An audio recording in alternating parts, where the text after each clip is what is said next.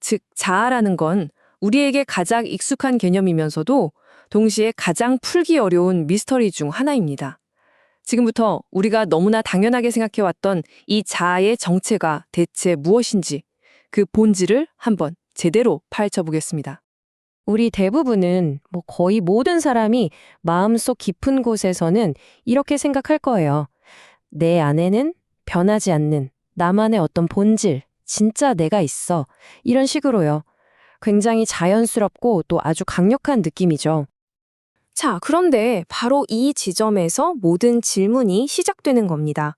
가만히 생각해보면 좀 이상하거든요. 우리 뇌를 아무리 열어보고 마음속을 깊이 들여다봐도 나라고 딱 꼬집어서 말할 수 있는 실체는 보이지 않아요. 그렇다면 이렇게나 생생한 나라는 이 느낌은 대체 어디서 오는 걸까요?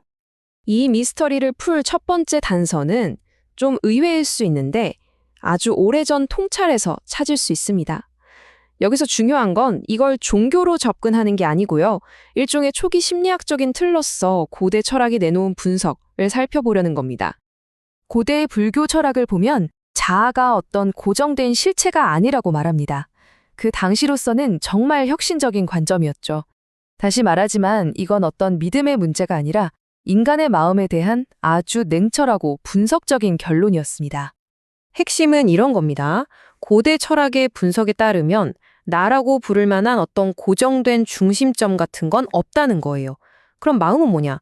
그저 끊임없이 생겨났다가 사라지는 생각의 흐름, 그 자체라는 거죠. 심지어 우리가 성격이나 나다움이라고 믿는 것들 있잖아요. 그것마저도 결국엔 과거의 행동이나 생각이 차곡차곡 쌓여서 만들어진 하나의 패턴일 뿐이라는 그런 통찰입니다. 그러니까 정리하자면 이 철학적인 단서가 가리키는 방향은 아주 명확해요. 자아는 처음부터 뭔가 존재하는 실체가 아니었다는 겁니다. 그보다는 수많은 정보 처리 과정이 계속 반복되면서 마치 존재하는 것처럼 보이는 하나의 현상, 일종의 착시 효과에 가깝다는 거죠. 자, 그럼 이런 질문이 생기죠. 알겠습니다. 자아가 실체가 아니라 효과라면 우리 뇌는 대체 어떻게 이렇게나 강력하고 생생한 자아라는 효과를 만들어내는 걸까요? 그 두 번째 단서는 바로 현대 뇌과학에 있습니다. 우리 뇌의 가장 근본적인 과제, 최우선 목표가 뭘까요? 바로 생존입니다.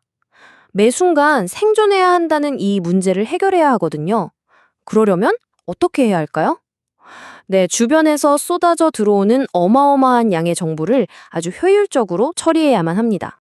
한번 상상해 보세요. 바로 지금 이 순간에도 여러분의 뇌는 눈으로 보는 것, 귀로 듣는 것 같은 온갖 감각 정보는 물론이고요.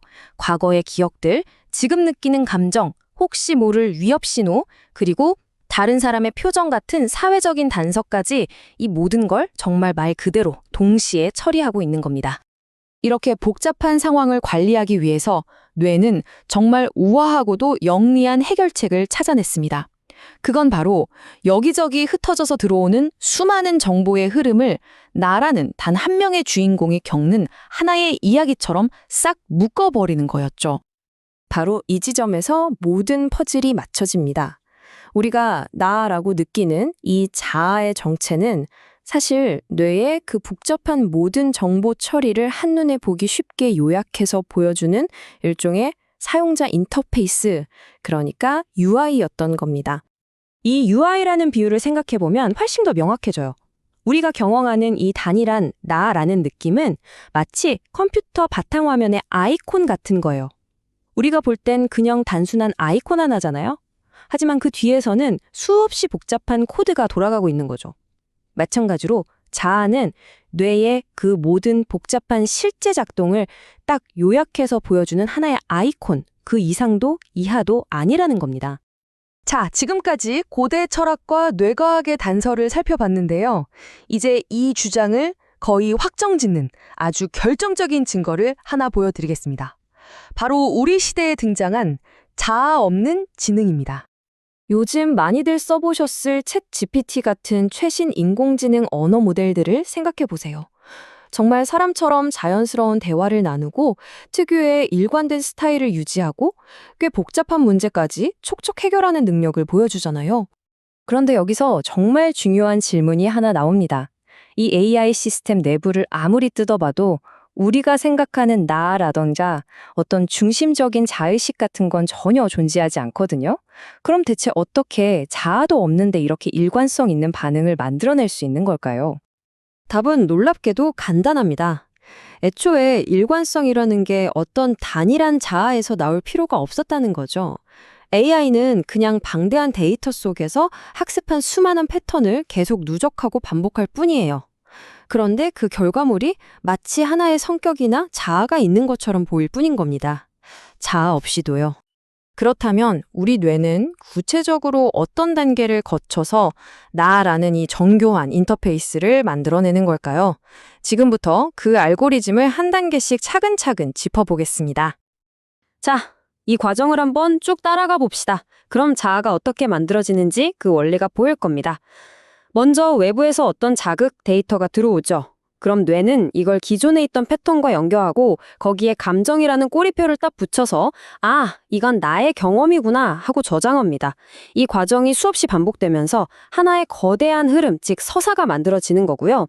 그리고 바로 마지막 단계에서 뇌가 이 모든 복잡한 흐름을 나라는 아주 단순한 아이콘 하나로 압축해서 우리 의식에 딱 보여주는 겁니다. 자, 이제 지금까지 우리가 살펴본 모든 단서들을 하나로 모아서 자아라는 이 오랜 미스터리에 대한 최종 결론을 내려볼 시간입니다. 자, 그럼 자아는 코드일까요? 아니면 환상일까요?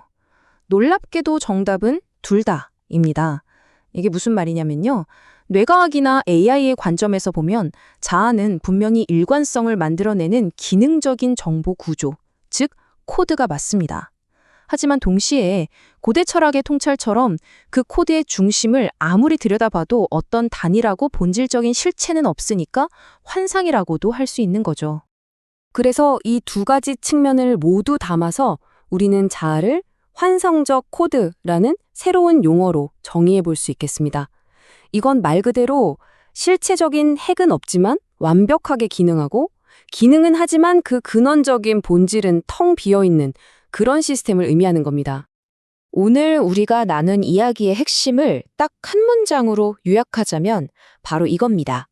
자아는 기능하지만 근본적인 본질은 없다. 우리가 나라고 느끼는 이 모든 것은 완벽하게 작동하는 시스템이지만 그 중심에는 사실 아무것도 없는, 본질적으로는 비어있는 상태라는 것이죠.